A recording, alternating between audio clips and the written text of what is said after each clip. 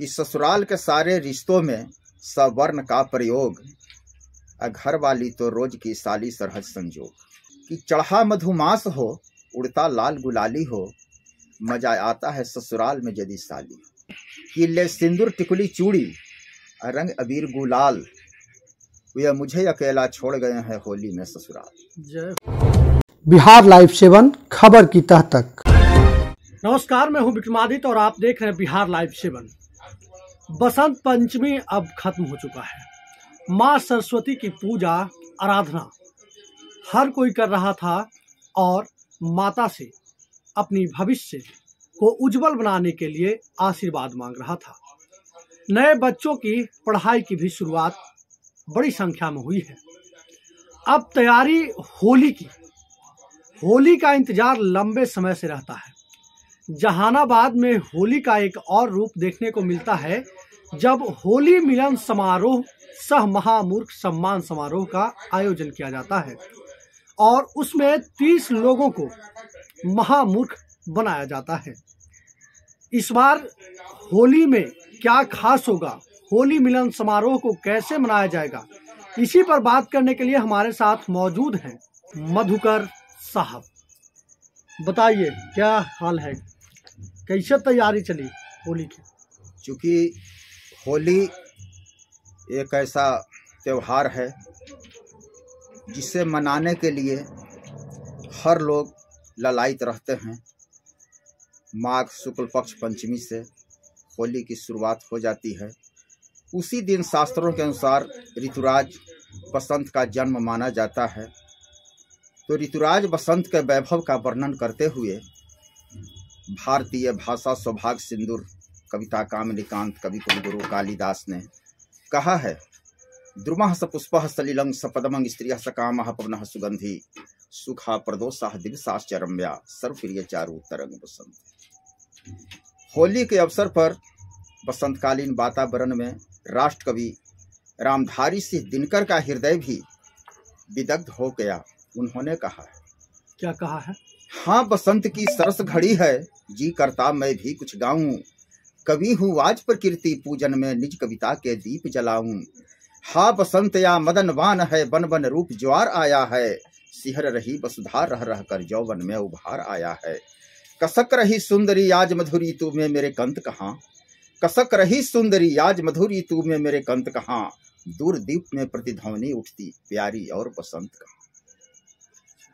तो होली के अवसर पर खासकर वियोगी और विघ्नियों को यह पर्व ज्यादा सताता है।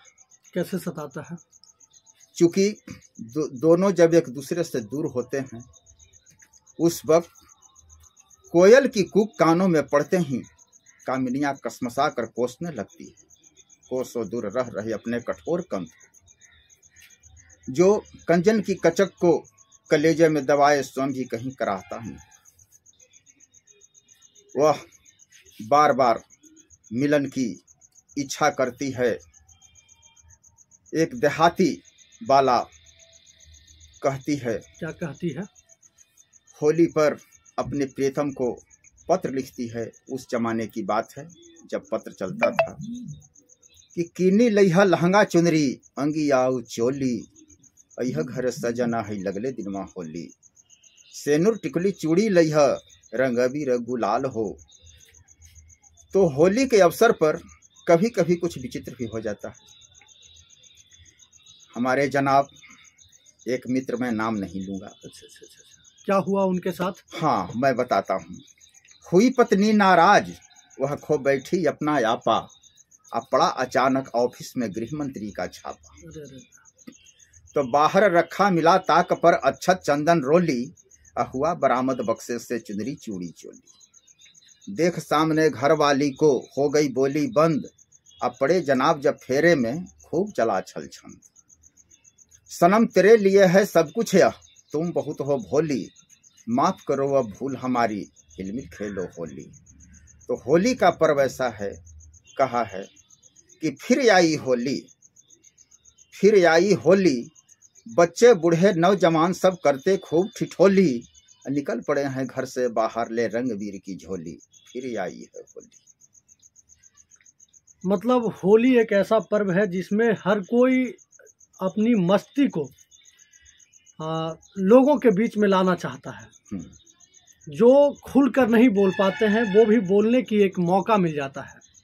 जहानाबाद टाइम्स जो है उसका लोकार्पण आप लोगों के द्वारा लगातार की जाती है। पिछले 18 वर्षों से चल रहा है कार्यक्रम।